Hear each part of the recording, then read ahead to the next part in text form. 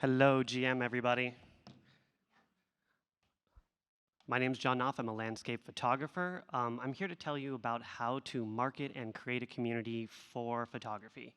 I don't exactly 100% know how I did it or how it was created, so I'm just going to kind of give you a rough of my journey, and hopefully you can learn something from it.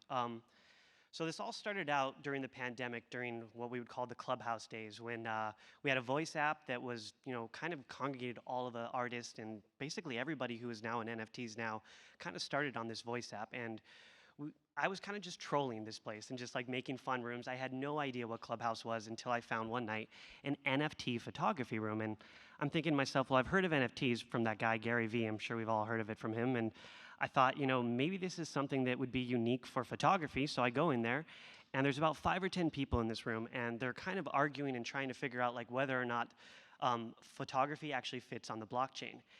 And what I kind of realized at this moment was that this was like when I got into photography 15 years ago, it was like the conversion from film to digitally. And everybody was arguing back then that, if you went from film to digital, you were going to the dark side. So I looked at NFTs and thought this was a great time for us to kind of, find a new way to create an avenue for our photography.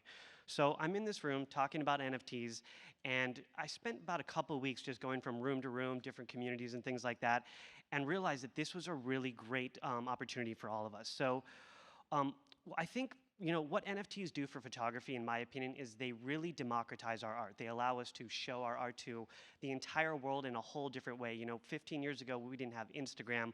All we had was Facebook, and that was basically our best sharing app.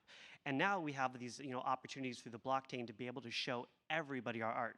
So I saw that. I saw an opportunity where wasn't there yet, and I decided I wanted to create an entire community and market around photography, while everyone was still arguing whether or not we should animate our art, whether it should be digital. And this was during the big $80 million Beeple sale. So everybody kind of remembers that there wasn't a lot of photography. It was all discussion about digital art, things like that.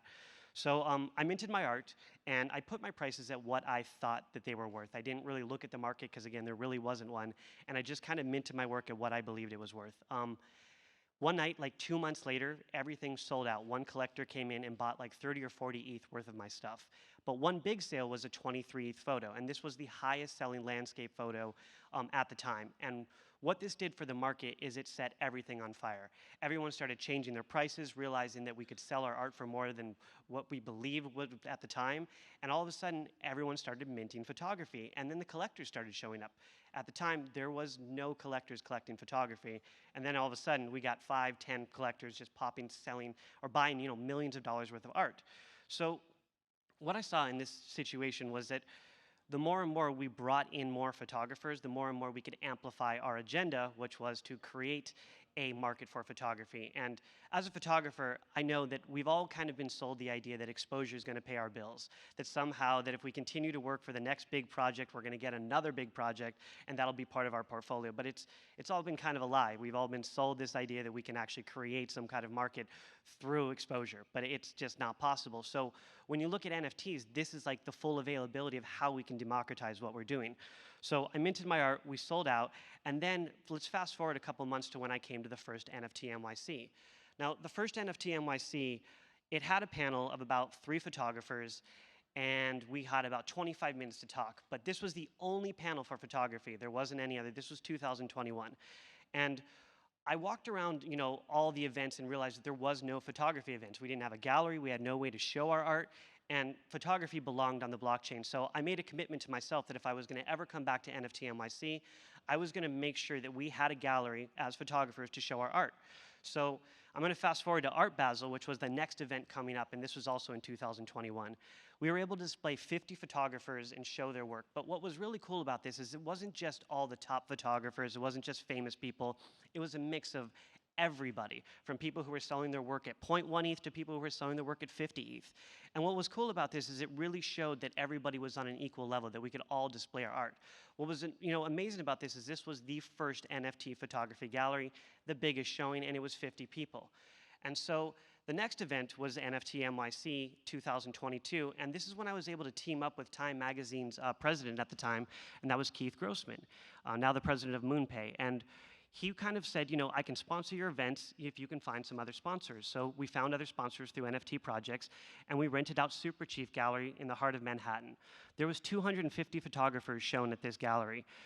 I saw smiles, I saw tears, I saw everybody just really, you could not go on Twitter without seeing a mention of photo gallery, because that's just how big the organic presence of this was. But what this did was this created an entire community around photography, because even though there weren't thousands of sales at the time, photographers believed in themselves, they believed in their art. And I think when it comes down to these photo events, that is really what has manicured and created what you see today. We started a Telegram chat, which was the photo chat, and this was just based on the galleries. This was all just, we had to organize them, we had to discuss.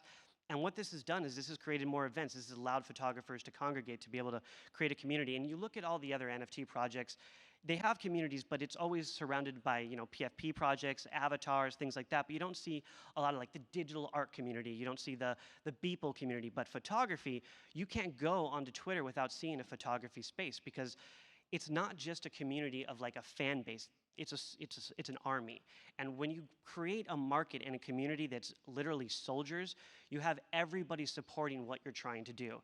And so when I look at the big brands, because this is a majority of big brands that come to these events and they want to learn how to create a market, and I get calls from them after these events, and how can we do this? And I think the most important thing to take away from this, if you're a big brand, is to not listen to any of the third-party affiliate, companies that are telling you they understand how to navigate this space, because they don't. The facts is that the people who have built this community and built this market, they're the ones that understand how to build this. They're the only ones who can guide you.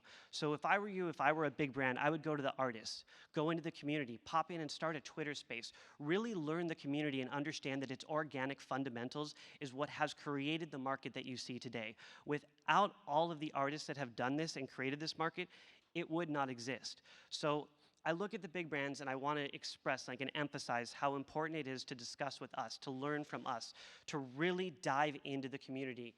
And if you're an artist in the space and you're trying to navigate it because you're brand new, you're seeing all these sales, you're seeing all these established artists, all I can tell you is when I got into the space, there was established artists already, but what I did was I created a community around me. I brought people in that I thought really deserved and had earned the respect of the community and really deserved a gallery, a presence. And when you look at photography, it really has been undervalued for many, many years. And now is the opportunity as us, as artists, to rise above and really be able to take advantage of the momentum that is happening right now. Because if you look back, 15, 20 years ago, we didn't have this opportunity. And I'm just going to go, there's a 15-year-old kid who entered this space named Richard. He would never have had this opportunity to sell his art the way he does if the NFT community didn't exist. This kid is now paying his mom's mortgage. This wouldn't exist 15 years ago. So you really have to look at what we're doing and what we're creating. There's a lot of rug pulls, a lot of scams, a lot of craziness that goes on in the space. But if you look at the heart of it and you look at the core of it, it's artists that are creating everything that they can to make this work. And whether it's a bull market, a bear market, they're still creating because they are the heart of this community. What to make a community successful and an actual market is authenticity, leading with love, and really creating an entire community around you that is soldiers, not fan base, but people who will actually stand up and protect each other. When one goes down, they all dive in and protect that other person. That, I think, is the most important thing to take away from this, is that if you're a big brand, if you're an artist, anyone trying to learn this space, understand it's about authenticity, it's about being transparent.